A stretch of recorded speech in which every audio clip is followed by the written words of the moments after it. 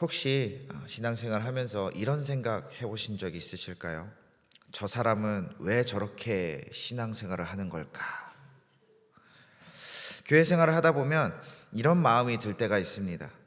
어떤 사람은 새벽 기도회를 이렇게 열심히 매일같이 나오는데, 어떤 사람은 주일 예배만 딱 나오고, 또 어떤 사람은 11조를 열심히 빠지지 않고 잘 드리는데, 어떤 사람은 매주 헌금을 해야 할까 말아야 할까 고민하는 사람들이 있죠. 로마서 15장은 바로 그러한 지점에서 시작됩니다. 신앙생활을 어떻게 하는 것이 과연 옳은 것일까라는 질문이죠. 1절 말씀을 보면 믿음이 강한 우리는 마땅히 믿음이 약한 자의 약점을 담당하고 자기를 기쁘게 하지 아니할 것이라 라고 말하고 있습니다. 바울은 믿음이 강한 우리라고 이야기하고 있죠. 여기에 함정이 있습니다. 나는 과연 이 글을 읽고 있는, 이 성경을 읽고 있는 나는 과연 믿음이 강한 우리에 속해 있는가, 아니면 믿음이 약한 저 사람들에 속해 있는가 하는 것이죠. 여러 성도님들과 이야기를 나누다 보면 간혹가다 이런 경우가 있을 때가 있습니다. 어떤 집사님이 오셔서, 목사님, 저 집사님은 믿음이 너무 약한 것 같아요. 신앙생활을 왜 저렇게 하는지 모르겠습니다 라고 말씀하시는 거예요. 그런데 재밌는 건 얼마 지나지 않아 그 지적당하신 분도 오셔서, 목사님, 저 집사님은 믿음이 너무 약한 것 같아요. 왜 저렇게 신앙생활 하는지 모르겠습니다. 똑같은 말을 한다는 거죠. 그러니까 서로의 약점을 쉽게 지적한다라는 거예요. 각자 자기만의 기준으로 상대방을 평가하고 있다는 겁니다. 그런데 바울은 여기서 중요한 한 가지 말씀을 줍니다. 이 편지를 받은 사람들을 믿음이 강한 자들이라고 표현하면서, 믿음이 강한 자라면, 스스로 믿음이 강한 자라고 여기고 있다면 마땅히 믿음이 약한 자의 약점을 담당할 책임이 있다라는 말이에요. 상대방을 비난할 것이 아니라, 상대방이 내가 보기에 믿음이 약해 보인다면 믿음이 강한 내가 그를 위해 마땅히 헌신해야 한다라는 말이죠. 우리는 왜 그렇게 헌신해야 할까요? 내 믿음 하나 지키기도 힘든데 왜 옆에 사람의 믿음까지 우리가 책임져 줘야 하는 것일까? 그거 한다고 뭐 밥이 나옵니까? 쌀이 나옵니까? 나랑 맞지도 않는 사람들을 위해 왜 우리는 도대체 헌신하고 책임을 져야 하느냐, 이 말입니다. 그 말에 대해서 바울은 이렇게 이야기합니다. 그리스도께서도 자기를 기쁘게 하지 아니하셨나니, 그러니 우리도 자기를 기쁘게 하지 아니해야 한다라고 말하는 것이죠. 여러분, 예수님 닮고 싶으시죠? 예수님 믿으면서 예수님 닮고 싶지 않은 사람은 없을 거예요. 우리는 다 예수님을 닮고 싶어 합니다. 그런데 그 예수님이 어떤 분이셨습니까? 하나님의 아들로서 모든 권리를 주장할 수 있는 분이셨지만 그렇게 하지 아니하시고 가장 낮은 자의 모습으로 우리를 대신해 십자가에 달려 죽으셨죠. 믿음이 약한 우리를 위해 우리를 비난하는 것이 아니라 희생과 헌신을 보여주셨다는 겁니다.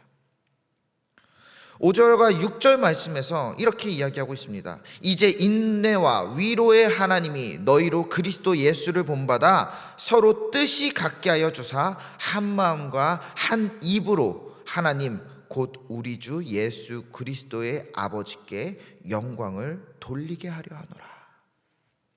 인내와 위로의 하나님이 우리로 하여금 예수님을 본받아 서로 뜻이 같게 하여서 하나님께 영광을 돌리려 한다. 즉 예수님께서 그리하신 것처럼, 예수님께서 우리를 대신해 희생하신 것처럼, 믿음이 약한 우리를 위해 그 모든 책임을 떠안고 십자가를 지신 것처럼 우리도 예수님을 본받아 나를 위해 사는 것이 아니라, 나의 기쁨을 위해 사는 것이 아니라 믿음이 약한 우리의 형제들을 위해, 그 사람들의 믿음을 위해 기꺼이 희생하고 헌신하는 삶을 하나님께서 바라신다는 말이에요. 그리고 우리가 그렇게 행할 때, 그렇게 헌신할 때 하나님께서 영광을 받으신다는 말이죠. 그래서 진짜 믿음이 성숙한 사람들은요, 예수 그리스도께서 나를 받아주신 것처럼 내 옆에 있는 이해할 수 없는 저 사람들을 받아들이는 노력을 하게 된다는 겁니다. 옆에 사람 한번 보세요. 옆에 사람 한번 보세요. 받아들이십시오. 품어주십시오. 그 사람을 위해 사는 겁니다. 하나님께 영광 영광 그렇게 외치면서도 오직 나의 기쁨만을 위해 살아간다면, 믿음이 약한 형제들을 비난하는 것에 내 힘을 여전히 쏟고 있다면, 그건 오히려 자신이 믿음이 약한 자라는 그 사실을 증명하는 꼴이 된다는 말입니다. 바울은 그렇다면 믿음이 강한 이들은 어떻게 다른 이들을 섬기는지 다른 교회의 헌신을 26절 이하의 말씀에서 전해주고 있습니다. 이는 마게도냐와 아가야 사람들이 예루살렘 성도 중 가난한 자들을 위하여 기쁘게 얼마를 연보하였습니다. 당시 초대교회의 가장 큰 갈등은 유대인 그리스도인들과 이방인 그리스도인 사이의 갈등이었습니다. 유대인들은요, 하나님의 율법을 받은 선택받은 백성이라는 이 선민 사상과 율법주의를 버리지 못했고, 이방인들은 이제 우리는 그리스도 안에서 자유로운데 왜 유대인의 전통을 우리가 따라야 하냐라고 생각했습니다. 그래서 계속 갈등이 불거졌죠. 그런데 26절에 나오는 마게도냐와 이 아가야는 이방인들이 모인 교회이고 예루살렘은 유대인의 교회입니다. 앞서 말씀드린 대로 이 두 그룹 사이에는 엄청난 갈등이 있었죠. 그런데 이방인 교회들이 예루살렘 교회를 위해 헌금을 모았다는 거예요. 그들의 어려움을 생각하며 자신들의 재산을 긁어 모아서 그들에게 도움을 주고자 했다는 겁니다. 왜 그랬을까요? 27절에서 바울은 이렇게 설명합니다. 저희가 기뻐서 하였거니와 또한 저희는 그들에게 빚진 자니 이방인들이 그들의 영적인 것을 나눠 가졌으면 육적인 것으로 그들을 섬기는 것이 마땅하니라. 이방인들이 복음을 받았다는 거예요. 유대인들이 받았던 그 복음을 자신들이 건네받았다라는 거예요. 그리고 그 복음은 예루살렘 교회에서 시작됐으니까 이제 이방인들이 물질로 예루살렘 교회를 섬기는 게 마땅하다라는 논리를 펼칩니다. 이게 신앙의 공동체라는 거죠. 누가 기도해주면 돈 주라 이런 말이 아니에요. 그런 말이 아니라 서로의 어려움을 바라보면서 그 서로의 어려움을 짊어져주고 같이 책임져주는, 서로의 어려움을 보면서도 외면하지 않는 것, 그게 공동체라는 겁니다. 디트리 본 회퍼라는 신학자는 그의 책 공동생활에서 이렇게 이야기합니다. 그리스도인의 공동체는 우리가 서로를 필요로 하기 때문이 아니라 예수 그리스도 안에서만 존재하기 때문이다. 우리가 교회라는 이름 안에 한 공동체로 모인 것은 어떤 인간적인 필요가 우리에게 있기 때문이 아니라 그리스도께서 우리를 하나의 몸으로 세우셨기 때문이라는 거예요. 우리가 어떤 개인의 취향에 따라 맞는 사람들끼리 모이는 것이 아니기 때문에 우리는 서로 생각이 다릅니다. 부딪힐 때도 많을 수밖에 없어요. 그러나 그럼에도 불구하고 우리가 하나로 묶여 있어야 하는 이유는 우리를 위해 그 몸을 내어주신 예수 그리스도께서 우리가 예수님의 한 몸으로, 교회로 하나 되기를 기대하시기 때문이라는 겁니다. 그래서 교회는 결국 십자가의 자기를 못 받고 자기 생각을 내려놓는 훈련을 하는 곳이 되는 거예요. 내 기쁨이 아닌 형제의 기쁨을 위해 헌신하는 훈련을 하는 곳이죠. 교회를 다니면서 사람들이 자꾸만 이런 착각을 합니다. 교회에는 착한 사람들만 모여 있을 거야. 교회에는 나를 상처 주지 않을 만한 성숙한 사람들이 모여 있을 거야. 다녀보니 그렇던가요? 교회에는 상처받은 사람들이 모입니다. 교회는요, 아픈 사람들이 모여요. 하나님 앞에서 내가 죄인이라고 죽을 수밖에 없는 죄인이라고 고백하는 사람들이 모이는 겁니다. 그리고 여전히 그 죄성을 감당하지 못해서 넘어지고 쓰러지고 남들에게 상처 주는 사람들이 모이는 곳입니다. 이 세상에는 아직 완전한 공동체가 세워질 수가 없어요. 그 공동체는, 그 천국은 하나님의 때에, 예수님이 다시 오시는 그때에 이루어지는 겁니다. 그러면 왜 교회가 있느냐? 다른 게 아니라는 거죠. 이곳에서, 그래도 세상보다는 이곳에서 예수 그리스도를 구주로 섬기는 사람들이 한데 모여서 그래도 예수님의 말씀대로 살아가려고 발버둥 치는 사람들이 모여서 연습하는 겁니다. 서로 사랑하는 연습, 서로 섬기는 연습, 헌신하는 연습. 여기서도 그 연습이 안 되는데 어떻게 세상 가운데 나가서 내 원수라고 하는 사람들 앞에 나가서 그들을 사랑하고 그들을 위해 헌신하고 섬길 수 있겠습니까?